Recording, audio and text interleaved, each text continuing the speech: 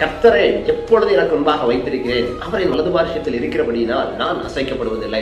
எனக்கு பிரியமானவர்களே, தாவீது தன்னுடைய வாழ்க்கையில எல்லா சூழ்நிலைகளிலும் ஆண்டவரை தனக்கு முன்பாக வைத்திருந்தார். அதனாலதான் அவருடைய வாழ்க்கையில வெற்றியை நம்ம பார்க்க முடியும். ஒரு விஷயம், சிங்கம் வந்தது, கரடி வந்தது, அப்பமெல்லாம் அவருடைய வாழ்க்கையில கரடியை கொண்டு போடுகிறார், சிங்கத்தை கொண்டு போடுகிறார். இஸ்ரேல் ஜனங்கள் ராஜா வர பயந்து கொண்டிருந்த கோலியாத்த எப்படி ஒரு சின்ன வயசா இருக்கும் பொழுது ஒரு தாவீது ஜெயிச்சார் அப்படின்னா, அவர் தன்னுடைய வாழ்க்கையில கர்த்தரை முன்பாக வச்சிருந்தார்.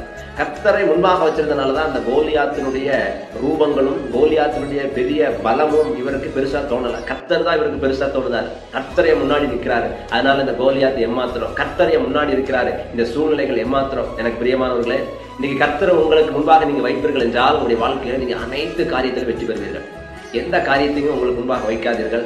ஒருவேளை நிறைய படிச்சிருக்கலாம், நல்ல டேலண்ட் இருக்கலாம், பணங்கள் இருக்கலாம், உயர்ந்த பதவியில் இருக்கலாம், எல்லாமே ரெண்டாவது தான். ஃபர்ஸ்ட் கர்த்தரை வைப்போம்.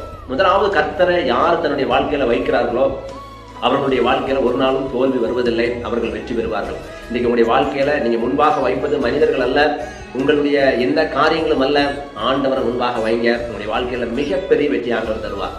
Have a nice day. God bless you.